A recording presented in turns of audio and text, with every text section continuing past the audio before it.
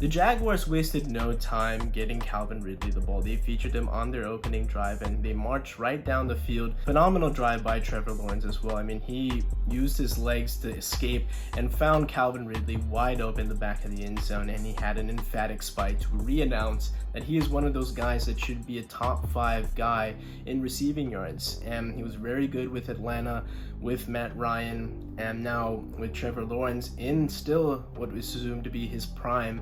I think Calvin Ridley is going to have a phenomenal year. He really broke down the Colts defense time in and time out, went over 100 yards, a touchdown like I mentioned, and this Jaguars offense, it's looking pretty scary. Travis Etienne is always a threat to go over 100 yard scrimmage. He had a long touchdown run to seal the deal against the Indianapolis Colts.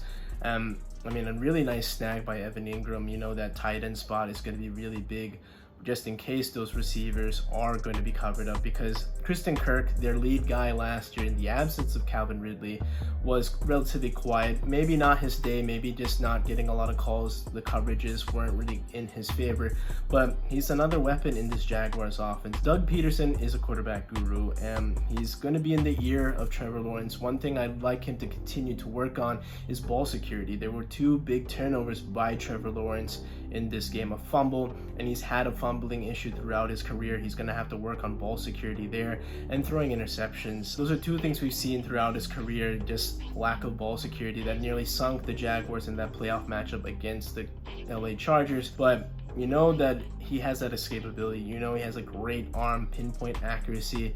So it's a matter of getting that consistently, but next week it's going to be a big prove-it test early against the Kansas City Chiefs, who are coming into Jacksonville. It's going to be in the Florida Heat, and it's going to be a big-time game for the Chiefs. They can't afford to go 0-2 to start the year.